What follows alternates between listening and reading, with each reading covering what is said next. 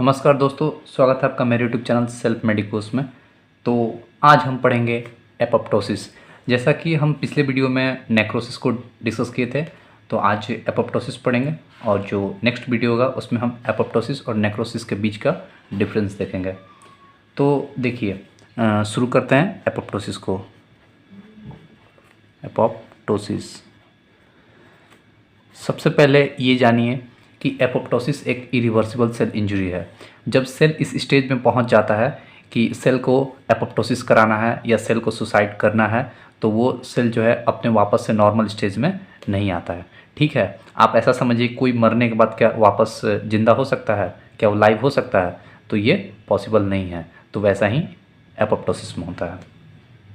तो सबसे पहले हम आपको बता दें कि नेक्रोसिस में जो हम पढ़े थे, एक तरह से नेक्रोसिस मर्डर था, जो कि वहाँ पे ग्रुप ऑफ सेल्स का होता था। यहाँ पे सिंगल सेल्स का होता है। एपोप्टोसिस जो होता है ये सिंगल सेल्स का होता है, एक साथ सिंगल सेल का ही होगा। ऐसा नहीं कि एक साथ ग्रुप ऑफ सेल्स का यहाँ पे एपोप्टोसिस प्रोसेस होता है। सिर्फ यहाँ पे सिंगल सेल्स का ये प्रोग्राम सेल डेथ होता है। ठीक है दोस्तों, तो चलिए इसको शुरू करते हैं। तो इसको डिफाइन करते हैं कि apoptosis is coordinated and genetically program cell death होता है। ठीक है, एपोप्टोसिस इज कोऑर्डिनेटेड। कैसा है? कोऑर्डिनेटेड है ये। ठीक है, ये कोऑर्डिनेटेड है मतलब क्या? कोऑर्डिनेटेड का मतलब क्या है कि ये नेक्रोसिस की तरह यहाँ पे डेथ नहीं हो रहा है। ये पहले से प्रोग्राम किया हुआ है कि इसको मरना है। डीएनए प्रोग्राम करता है कि इस सेल को मरना पड़ेगा। ये सेल इंजर्ड हो चुका है, अब ये कैंसरस हो चुका है, ये जिंदा रहेगा सेल तो दूसरे सेल्स को या पूरे बॉडी को अफेक्ट कर सकता है। इसके लिए यहाँ पे ये वर्ड हम दिए यहाँ पे कि एपोप्टोसिस इज कोऑर्डिनेटेड एंड इसके बाद हम लिखेंगे जेनेटिकली प्रोग्राम सेल डेथ होता है। ठीक है दोस्तों, प्रोग्राम सेल डेथ इसको बोलेंगे, या फिर यहाँ पे हम इसको सुसाइड भी बोल सकते हैं। ठीक है, आप इसको सुसाइड की तरह समझिए। ठीक है, देखिए सुसाइड में क्या होता है, जब भी सुसाइड करेगा सुसाइड होगा तो एक लोग ही सुसाइड करता है। ऐसा नहीं कि ग्रुप में लोग कोई भी सुसाइड करता है। सुसाइड की तरह इसको समझने की कोशिश कीजिए। दूसरी बात कि ये एक एक्टिव प्रोसेस होता है। कैसा प्रोसेस है दोस्तों? Active process. ठीक है, तीसरी बात देखिए, एक्टिव प्रोसेस के बारे में थोड़ा सा बता दें कि नेक्रोसिस में क्या होता था कि नेक्रोसिस एक पैसिव प्रोसेस था, लेकिन एपोप्टोसिस क्या है? एक्टिव प्रोसेस है। तीसरी बात हम जो कर रहे हैं, नेक्रोसिस में क्या होता था, आफ्टर नेक्रोस मतलब जब सेल का डेथ हो जाता था तो वहाँ पे इन्फ्लामेशन होता था, मतलब इन्फ्लामेशन फॉलोड बाय नेक्रोसिस। जब सेल्स ग्रुप ऑफ सेल्स वहाँ पे, मान लीजिए ये ग्रुप ऑफ सेल्स है, ठीक है, यहाँ पे क्या हो गया? नेक्रोसिस। यहाँ पे नेक्रोसिस हो गया, ये सारे सेल्स डेथ हो चुके हैं। तो अब यहाँ पे क्या आएंगे? WBC इन्फ्लामेटरी सेल्स आएंगे। ठीक है, WBC हम बोलेंगे या फिर कोई इन्फ्लामेटरी सेल्स आएंगे और इसका यहाँ पे क्या करेंगे? इसको इन्फ्लेमेट करेंगे। यहाँ पे इन्फ्लामेटरी रिएक्शन होता था नेक्रोसिस में, लेकिन एपोप्टोसिस में ऐसा नहीं होता है। तो यहाँ पे हम लिख देंगे कि no inflammatory reaction occurs, no inflammatory reaction occur. यहाँ पे कोई भी इन्फ्लामेटरी रिएक्शंस नहीं होता है। ठीक है, तो ये एक मोटा मोटा हम आपको क्या बता दिए? एपोप्टोसिस का एक डिफिनीशन हो गया। चलिए अब एपोप्टोसिस को और थोड़ा अच्छे से समझने की कोशिश करते हैं कि आखिर ये एपोप्टोसिस होता कहाँ पे है। तो इसको हम सबसे पहले डिवाइड करेंगे फिजियोलॉजिक एंड दूसरा जो होगा दोस्तों वो होगा पैथोलॉजिक। जैसे ही वर्ड आता है फिजियोलॉजिक, इसका मतलब क्या होता है कि बिना कोई डिजीज़ के, बिना कोई पैथोजेनेसिस के, बिना कोई मतलब एक तरह से बोल सकते हैं कि बॉडी में कुछ हुआ नहीं है, ये नॉर्मल प्रोसेस है जिसमें कि एपोप्टोसिस हो रहा है। और पैथोलॉजी की बॉडी में कोई डिजीज कंडीशन है या फिर वहाँ पे कुछ है जिसके वजह से वहाँ पे क्या हो रहा है, वहाँ पे टिश्यू का डेथ हो रहा है थ्रू एपोप्टोसिस प्रोसेस के द्वारा, वहाँ पे सेल्स का डेथ हो रहा है। तो सबसे पहले हम लोग पढ़ेंगे फिजियोलॉजी। इसका एग्जाम्पल देखते हैं। इसका एग्जाम्पल हम पहले जो डिसाइड करते हैं वो एग्जाम्पल इसका है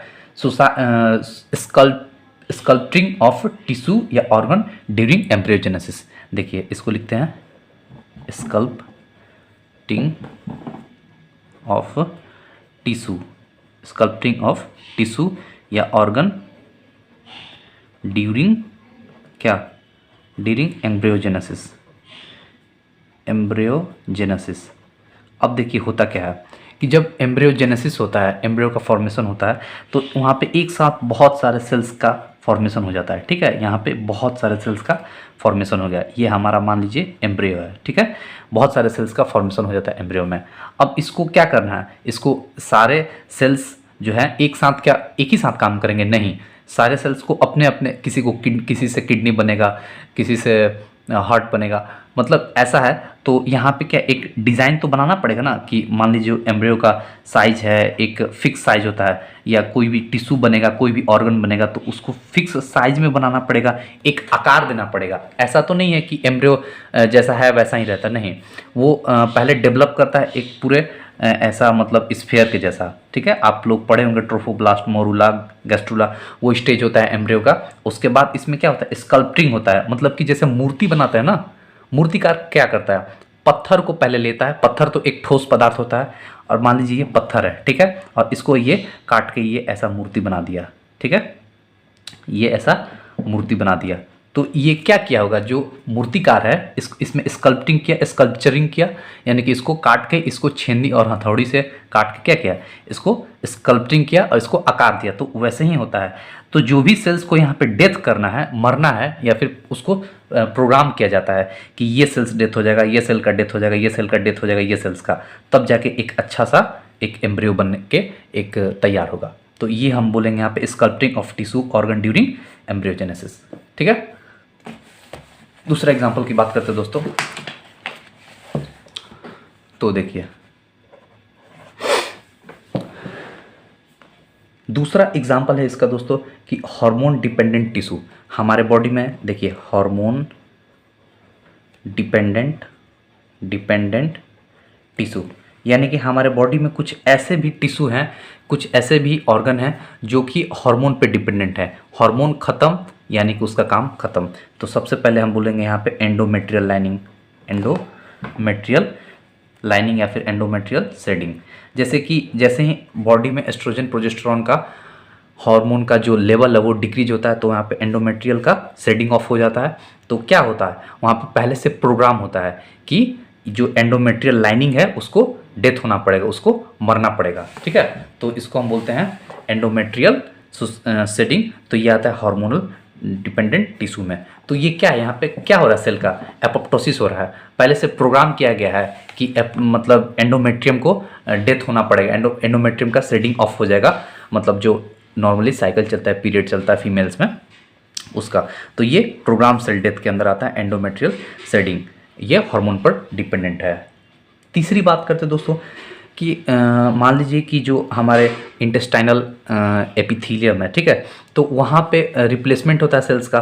ठीक है, तो जो पुराने सेल्स होते हैं उनका क्या होता है, शेडिंग हो जाता है और नया सेल्स वहाँ पे रिप्लेस कर लेती है, उनकी जगह नई सेल ले लेती है। तो हम यहाँ पे लिख सकते हैं replacement of cells in intestinal epithelium,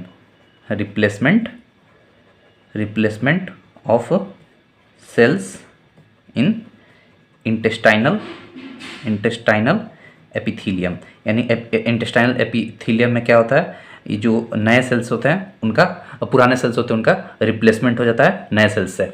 तो जो पुराने सेल्स है जिनका फंक्शन कम हो चुका है, वो डिक्रीज हो चुका है, उनका फंक्शन डिक्रीज हो गया है, तो अब वो अच्छी तरह से काम नहीं कर पा रहे हैं। तो क्या होगा, वहाँ पर रिप्लेस किया जाएगा ना। जैसे कोई भी मशीन होता है, कोई पार्ट होता है मशीन का, तो अच्छे तरीके से काम नहीं करता है, तो क्या करते हैं, उसको चेंज कर देते हैं, हटा देते हैं और उसकी जगह नया लगाते हैं। तो जब चेंज करेंगे, हटाएंगे, तो कैसे हटाएंगे, उसको मारना पड़ेगा, सेल्स को मरना पड़ेगा, सुसाइड करना पड़ेगा। तो डीएनए डिसाइड करता है कि नहीं, अब हम यहाँ पे नहीं रह सकते हैं, यहाँ पे हम जिंदा रहने मतलब रहेंगे तो आगे क्या होगा, एपिथेलियल को मतलब इंटेस्टाइन को और ज़्यादा दिक्कत बढ़ सकता है। क्यों, क्योंकि वो अच्छी तरह से फंक्शन नहीं कर पा रहा है, वो ओल्ड हो चुका है, तो इसलिए वहाँ पे वो सेल्स का रिप्लेसमेंट हो जाता है। चौथा बात हम करते हैं यहाँ पे दोस्तों, एक और एग्जांपल है कि इसको थोड़ा ध्यान से समझिएगा। Suicide of B cells, suicide of immature B cells and T cells. अब देखिए ये बहुत इंपॉर्टेंट है, इसको थोड़ा समझने की कोशिश कीजिए। हमारे बॉडी में जो भी बी लिम्फोसाइट और टी लिम्फोसाइट बनते हैं। तो इनका काम क्या होता है? इनका काम होता है कि जो भी बाहर से पैथोजन आए, वायरस आए, बैक्टीरिया आए, उनको मारना। तो वायरस, बैक्टीरिया, पैथोजन पर एंटीजन होते हैं, ठीक है। अब ये उसी एंटीजन को पहचान के स्पेसिफिक बी सेल्स और टी सेल्स मारते हैं, ये तो बात आपको पहले से पता होगा। लेकिन कुछ ऐसे हमारे बॉडी में, हमारे बोन मैरो में ऐसे बी सेल्स और टी सेल्स प्रोड्यूस हो जाए जो कि खुद के हमारे बॉडी के सेल्स को ही मारने लगे। मान लीजिए, एग्जाम्पल के तौर पर हम आपको समझाने की कोशिश करते हैं कि कोई एक्स एंटीजन है, ठीक है। कोई यहाँ पे हम लिखते हैं एक्स एंटीजन, ठीक है। ये हमारे बॉडी का एंटीजन है, ये बॉडी एंटीजन है, यानी कि ये हमारे एक्स एंटीजन हमारे बॉडी में प्रेजेंट है, ठीक है। और हमारे क्या हुआ, एक्स एंटीजन प्रेजेंट है, ठीक है। अब क्या हुआ कि हमारे जो बोन मैरो है वो एक ऐसा टी सेल्स प्रोड्यूस किया जिसका, जो कि एक्स एंटीजन को ही पहचानता हो, एक्स एंटीजन टी सेल्स, यानी ऐसा टी सेल्स बना जो कि सिर्फ एक्स एंटीजन को ही पहचानेगा, तो रिकॉग्नाइज करेगा। तो ये क्या करेगा, इसको मार देगा। इसको क्या करेगा, ये एक्स बॉडी एंटीजन को मार देगा। तो धीरे धीरे क्या होगा, ये एक तरह से ऑटो इम्यून डिजीज हो गया, यानी कि हमारा टी सेल्स हम ही को मार रहा है। तो क्या ऐसा, आप बताइए कि क्या ऐसे टी सेल्स को जिंदा रहने का कोई अधिकार है? नहीं। तो ये इसको मरना पड़ेगा। तो डीएनए डिसाइड करता है, डीएनए कहता है, मतलब डीएनए को लगता है कि नहीं, ये हमारे बॉडी को ही, बॉडी के एंटीजन को पहचान के उसी को मारेगा। तो ऐसे में ऑटो इम्यून डिजीज डेवलप हो सकता है। इसलिए यहाँ पे भी इसका सुसाइड हो जाता है, बी सेल्स और टी सेल्स का किलिंग होता है। किलिंग नहीं, एक तरह से सुसाइड या बोल सकते हैं, एपोप्टोसिस बोल सकते हैं। तो ये था दोस्तों चारों फिजियोलॉजिक। अब बात करते हैं हम पैथोलॉजी के, ठीक है। तो देखिए, पैथोलॉजिक में सबसे इजली आप बोल सकते हैं कि आप कीमोथेरेपी जब होता है, या फिर रेडियोथेरेपी भी होता है। रेडियोथेरेपी या कीमोथेरेपी में क्या होता है कि कुछ केमिकल्स या फिर रेडिएशन की हेल्प से हम लोग सेल्स का डेथ कराते हैं, जो ऑन्कोजेनिक सेल्स होते हैं, न्यूप्लास्टिक सेल्स होते हैं, कैंसरस सेल्स जिसको बोलते हैं, तो वहाँ पे हम डेथ कराते हैं। तो इसको हम बोलेंगे कीमोथेरेपी, रेडियोथेरेपी। एग्जाम्पल हो जाएगा किसका, पैथोलॉजिक एपोप्टोसिस का। दूसरी बात करते हैं हम यहाँ पे काउंसिलमैन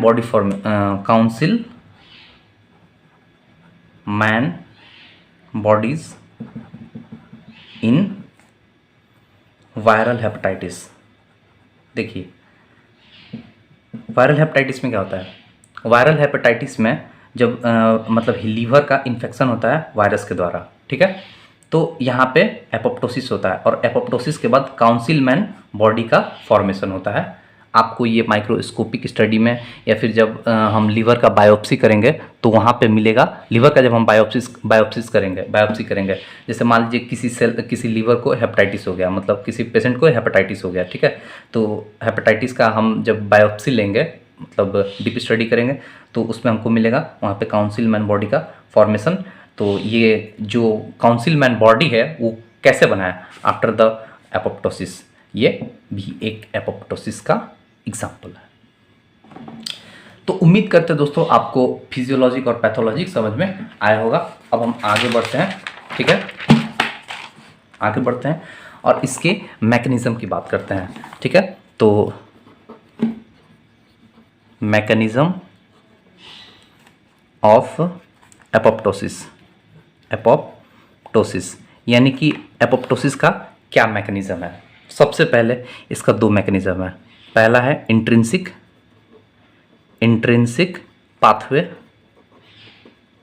पाथवे भी बोल सकते हैं, या मैकेनिज्म भी बोल सकते हैं, और दूसरा है यहाँ पे एक्सट्रिंसिक पाथवे बोलेंगे यहाँ पे, एक्सट्रिंसिक पाथवे, ठीक है। एक इंट्रिंसिक है, दूसरा एक्सट्रिंसिक है। तो सबसे पहला हम शुरू करते हैं इंट्रिंसिक पाथवे। इंट्रिंसिक पाथवे को हम पहले पढ़ेंगे, उसके बाद पढ़ेंगे एक्सट्रिंसिक पाथवे। तो ये वीडियो थोड़ा लंबा हो सकता है, इसलिए थोड़ा धैर्य रख के इस वीडियो को सुनिए। तो इंट्रिंसिक शुरू करते हैं दोस्तों। तो इंट्रिंसिक शुरू करने से पहले हम आपको थोड़ा कुछ नॉर्मल सेल्स के कुछ डिज़ाइन बता दें कि देखिए नॉर्मल सेल्स में क्या है। ये हमारा हो गया सेल, ठीक है। ये क्या हो गया, सेल, ठीक है। सेल में यहाँ पे है न्यूक्लियस, ठीक है। और ये है माइटोकॉन्ड्रिया। हम समझाने के लिए आपको बता रहे हैं, आप ये मत समझिए कि माइटोकॉन्ड्रिया इतना बड़ा है, न्यूक्लियस इतना छोटा। ये है माइटोकॉन्ड्रिया, ठीक है। और माइटोकॉन्ड्रिया यहाँ पे हम लिख दे रहे हैं माइटोकॉन्ड्रिया, ठीक है, नॉर्मल सी बात है।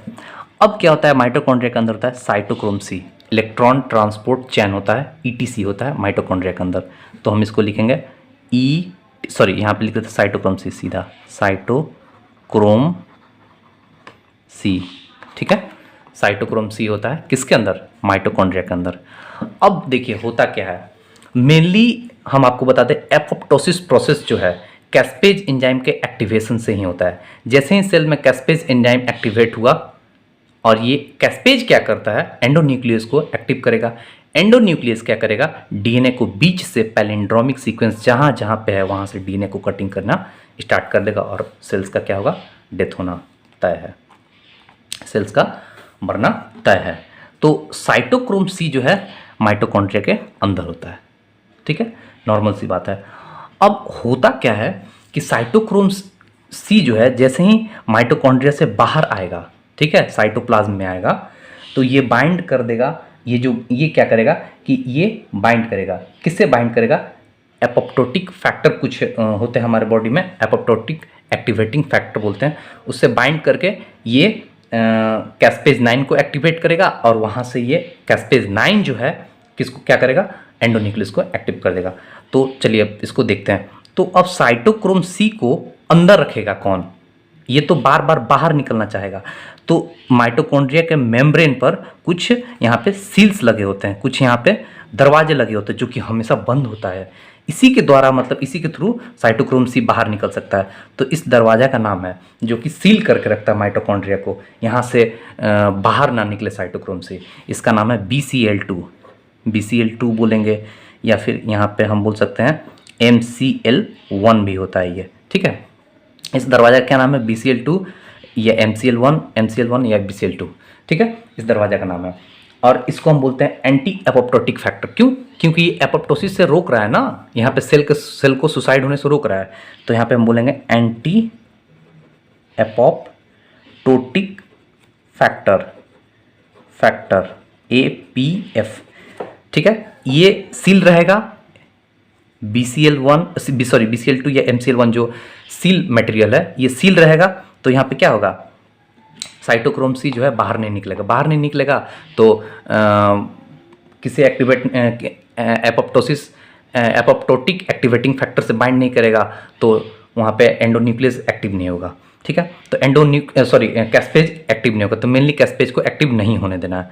तो अब देखिए क्या होता है कि यहाँ पे सील करके रखता है, और सेल में कुछ ऐसे बदमाश भी हैं जो कि इस सील को ब्रेक डाउन करते हैं। तो उसको हम बोलते हैं बैक्स एंड बैक, BAX या फिर BAK, बैक्स बैक होते हैं, ये बदमाश होते हैं। तो इनको बोलते हैं प्रो एपोप्टोटिक फैक्टर। एपोप्टोसिस को डेवलप कर रहे हैं ना ये, तो इसको हम बोलेंगे प्रो एपोप्टोटिक फैक्टर, ठीक है, प्रो एपोप्टोटिक फैक्टर बोलते हैं। ये क्या करते हैं, ये मेनली जो साइटोक्रोम सी है उसको क्या करते हैं, आने का बाहर रास्ता देते हैं, ठीक है। तो मान लीजिए कि BCL2 या MCL1 जो कि एंटी एपोप्टोटिक फैक्टर, ये फेल हो गया, सील जो मटेरियल है वो फेल हो गया, वो रास्ता खुल गया, वो काम नहीं कर रहा है MCL1 या फिर BCL2, और उस तब क्या होता है BAX और BAK और एक्टिवेट हो जाते हैं। ये प्रमोट करते हैं कि साइटोक्रोम सी बाहर आओ, साइटोक्रोम सी तुम बाहर आओ। तो ये लीजिए साइटोक्रोम सी बाहर आ गया, और ये किससे बाइंड कर दिया, apoptotic activating factor APAF, apoptotic activating factor, इसको बोलेंगे एपोप्टोटिक एक्टिवेटिंग फैक्टर से बाइंड किया, ठीक है। अब क्या हुआ, ये दोनों मिलके एक कॉम्प्लेक्स बनाए, एपोप्टोटिक एक्टिवेटिंग फैक्टर और साइटोक्रोम सी दोनों मिलके एक कॉम्प्लेक्स बनाए, और ये दोनों मिलके किसको एक्टिवेट कर दिए, ये कॉम्प्लेक्स बना, इस कॉम्प्लेक्स का नाम है एपोप्टोसोम, ठीक है। और ये एपोप्टोसोम क्या करता है, किसको एक्टिवेट करेगा, ये कैस्पेज 9 को एक्टिवेट करता है। किसको? कैस्पेज 9। आप इसका नाम याद रखिए, कैस्पेज 9 को एक्टिवेट किया। और कैस्पेज 9 क्या करता है, देखिए अब कैस्पेज 9 क्या करता है, कैस्पेज 9 जो है ये एक्टिवेट करता है एंडोन्यूक्लियस को, एंडोन्यूक्लियस को। और एंडोन्यूक्लियस क्या किया, डीएनए है ये, ठीक है दोस्तों, ये डीएनए है और डीएनए को बीच से पैलिंड्रोमिक सीक्वेंस से यहाँ पे कट कर दिया। तो बस सेल्स का क्या हो गया, यहाँ पे डेथ होना शुरू हो गया, मरना सेल का शुरू हो चुका है। तो एक बार फिर से आप इसको समझने की कोशिश कीजिए। देखिए ये इंट्रिंसिक पाथवे है। देखिए साइटोक्रोम सी क्या होता है, माइटोकॉन्ड्रिया के अंदर रहता है। साइटोक्रोम सी जैसे ही सेल्स के माइटोकॉन्ड्रिया के बाहर आएगा तो क्या करेगा, साइटोक्रोम सी जो है एपोप्टोटिक एक्टिवेटिंग फैक्टर से बाइंड करेगा। और एपोप्टोटिक एक्टिवेटिंग फैक्टर और साइटोक्रोम सी दोनों मिलकर बनाएंगे यहाँ पे क्या, एपोप्टोसोम कॉम्प्लेक्स, एपोप्टोसोम कॉम्प्लेक्स बनाएंगे। और ये कॉम्प्लेक्स क्या करेगा, कैस्पेज 9 को एक्टिवेट करेगा। कैस्पेज 9 जो है एंडोन्यूक्लियस को एक्टिवेट करेगा, एंडोन्यूक्लियस डीएनए का कटिंग कर देगा, बस सेल का काम खत्म। ठीक है, अब बात करते हैं कि जो साइटोक्रोम सी है उसको माइटोकॉन्ड्रिया के अंदर कौन रोक के रखता है, वो होता है MCL1 या BCL2, इसको बोलते हैं एंटी एपोप्टोटिक फैक्टर। देखिए जो एपोप्टोसिस को होने नहीं दे रहा है इसलिए हम यहाँ पे नाम दिए हैं एंटी एपोप्टोटिक फैक्टर। MCL1 होता है, वो BCL2 होता है। दूसरी बात, माइटोकॉन्ड्रिया से साइटोक्रोम सी को बाहर निकालने में हेल्प कौन करता है, वो होता है बैक्स और बैक। ये दोनों बदमाश होते हैं। ये क्या करते हैं, ये चाहते हैं कि साइटोक्रोम सी जो है वो माइटोकॉन्ड्रिया के बाहर आ जाए और कॉम्प्लेक्स का फॉर्मेशन करे, फिर कैस्पेज 9 को एक्टिवेट करे, कैस्पेज 9 एंडोन्यूक्लियस का एक्टिवेशन करे और फिर सेल का डेथ हो जाए। तो ये प्रो एपोप्टोटिक फैक्टर बोलते हैं, बैक्स एंड बैक। ठीक है, तो चलिए एक बार हम आपको फिर से थोड़ा इसका रिव्यू कर देते हैं इंट्रिंसिक फैक्टर का। मान लीजिए सेल में क्या हुआ, injury.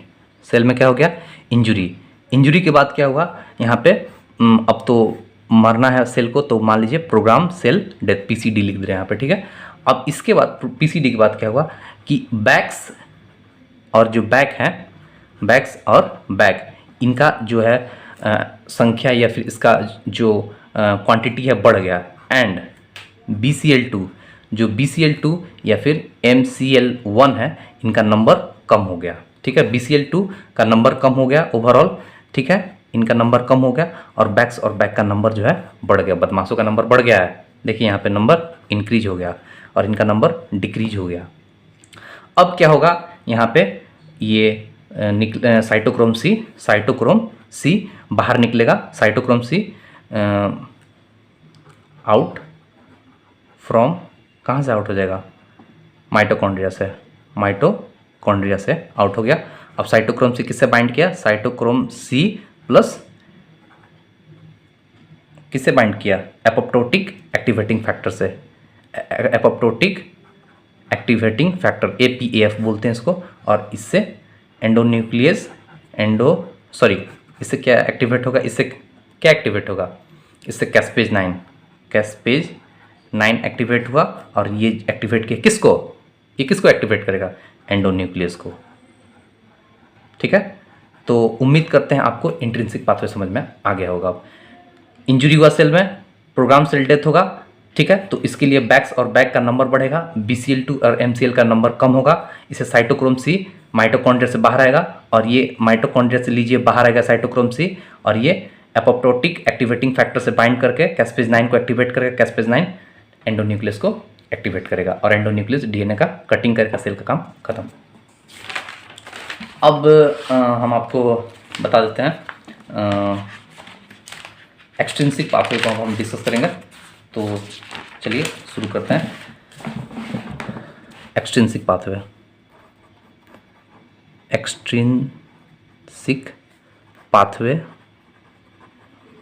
Extrinsic pathway of apoptosis. ठीक है, ये दूसरा पाथवे है, एक्सट्रिंसिक पाथवे। तो इसको ध्यान से देखिए, ये थोड़ा इजी है। ये मान लीजिए कोई सेल है, ठीक है, सेल है, इस पे न्यूक्लियस लगा, इस पे होते हैं डेथ रिसेप्टर।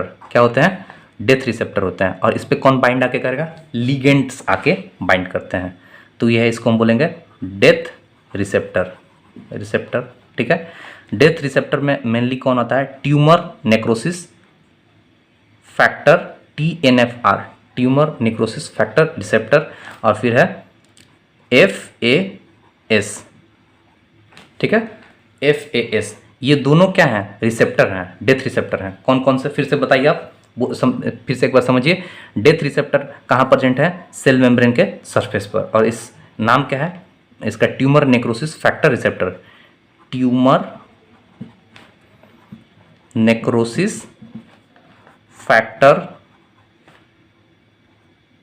रिसेप्टर, ठीक है। ये कहाँ प्रेजेंट है? सेल मेम्ब्रेन के सरफेस पर। FAS फास, ये भी कहाँ प्रेजेंट है? ये रिसेप्टर है सेल मेम्ब्रेन के सरफेस पर। अब यहाँ इस पर आके क्या बाइंड किया? एक लीगेंड, ठीक है। सेल का इंजरी हुआ या फिर किसी वजह से यहाँ पे लीगेंड्स है, ये आके बाइंड कर रहा है, किससे? रिसेप्टर से आके बाइंड कर रहा है, ठीक है। तो इस लिगेंड्स का नाम क्या है? ये है लिगेंड, जिसको हम बोलते हैं क्या? Death ligand. डेथ लिगेंड, जैसे कि डेथ रिसेप्टर है वैसे डेथ लिगेंड है। लिगेंड डेथ लिख दिया, लेकिन डेथ लिगेंड इसको बोलते हैं मेनली। तो डेथ लिगेंड कौन होता है? TNF, ट्यूमर नेक्रोसिस फैक्टर जो होता है TNF, ये डेथ लिगेंड होता है। और यहाँ पे हम FASL, फास्ट लिगेंड जो होता है वो भी डेथ रिसेप्टर होता है, सॉरी डेथ लिगेंड होता है। तो अब क्या होगा कि TNFR यानी कि ट्यूमर नेक्रोसिस फैक्टर रिसेप्टर में कौन आके बाइंड करेगा? Tumour necrosis factor. और फास्ट रिसेप्टर में आके कौन बाइंड करेगा? फास्ट लिगेंड, ठीक है। ये भी लिगेंड है, ट्यूमर नेक्रोसिस फैक्टर भी एक लिगेंड है। तो अब देखिए यहाँ पे कौन किससे बाइंड कर रहा है? TNFR क्या है? रिसेप्टर है, इससे आके कौन बाइंड किया? इससे बाइंड करेगा ट्यूमर नेक्रोसिस फैक्टर, ठीक है। और FAS ये भी क्या है? एक रिसेप्टर, इससे कौन आके बाइंड करेगा?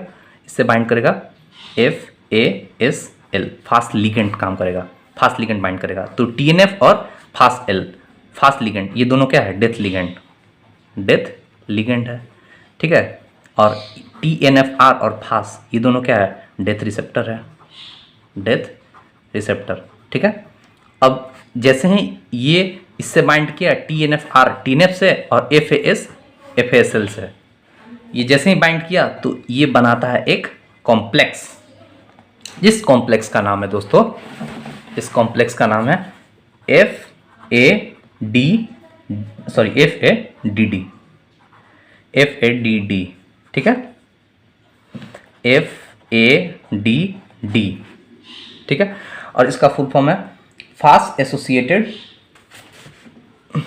एक मिनट दोस्तों, fast associated protein with death domain, fast associated protein with death domain, ठीक है। और ये FADD जैसे ही बनेगा, ठीक है, जैसे ही कॉम्प्लेक्स बनेगा, ये किसको एक्टिवेट करेगा? एंडोन्यूक्लियस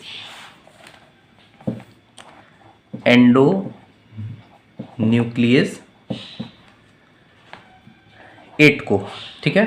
अब आप इस बात को ध्यान रखिएगा कि जो इंट्रिंसिक पाथवे था वहाँ पे एंडोन्यूक्लियस 9 था, और जो एक्सट्रिंसिक पाथवे है यहाँ पे एंडोन्यूक्लियस 8 होता है। एक बार मैं फिर से रिपीट कर दे रहा हूँ कि एंडोन्यूक्लियस 9 जो होता है वो इंट्रिंसिक में होता है, और एक्सट्रिंसिक में क्या होता है? एंडोन्यूक्लियस 8 होता है। अब ये एंडोन्यूक्लियस 8 क्या करेगा? एंडोन्यूक्लियस 8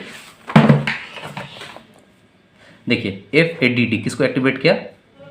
सॉरी एंडोन्यूक्लियस नहीं, सॉरी, एक बार मैं फिर से रिपीट करता हूँ। एंडोन्यूक्लियस 8 नहीं है, उसका नाम है कैस्पेज 8, ठीक है। FADD जो है दोस्तों, ये कैस्पेज 8 को एक्टिवेट करता है। किसको एक्टिवेट करता है? कैस्पेज 8 को। और ये क्या करता है? एंडोन्यूक्लियस को एक्टिवेट कर देगा, एंडोन्यूक्लियस को एक्टिवेट करेगा। और ये क्या करेगा? DNA का कटिंग कर देगा। तो यहाँ पे हो जाएगा सेल्स का डेथ।